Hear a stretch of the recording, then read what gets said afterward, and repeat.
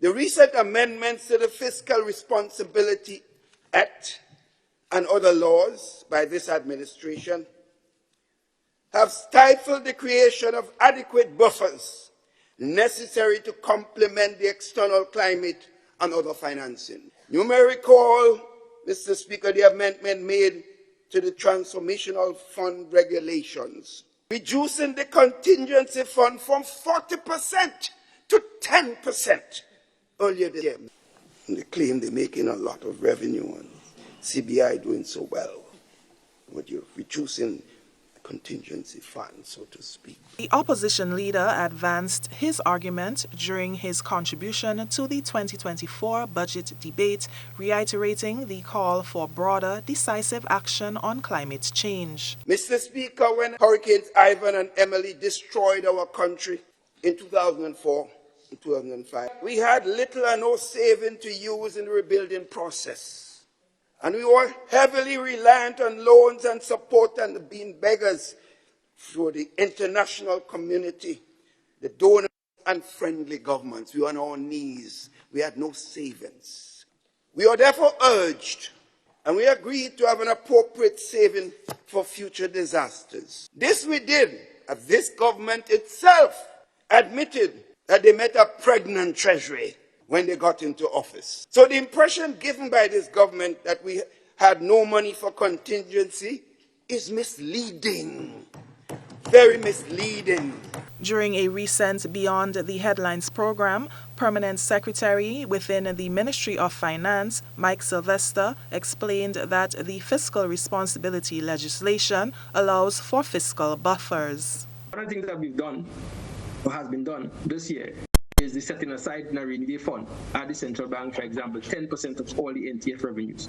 That is a mitigated factor. So right now, there's about $19 million in that account that can be used in the event of some kind of economic shock that you can look forward to.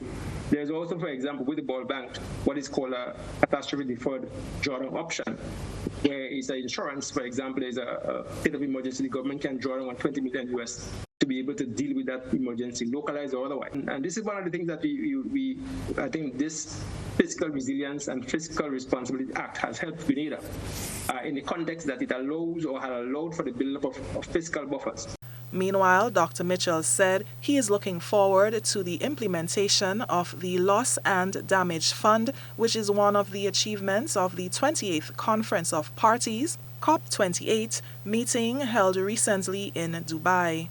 The Loss and Damage Fund has steadily become a high priority for vulnerable small island developing states like Grenada, with announcements of developed nations, pledges on the first day of the climate change conference. This Loss and Damage Fund will go a long way in re-risking, alleviating and building climate resilience among communities impacted by climate change. Former business sector representative in the Upper House of Parliament, Christopher Diali, had previously questioned the tangible benefits for Grenada in terms of climate resilience and adaptation. How much money are we getting from attending these things in real monies so that we could say we deal with coral bleaching, we deal with sea rises? What is happening? We have the issue of the carnage, significant sea rise, and what is happening on the carnage and the wall and the penetration of the sea.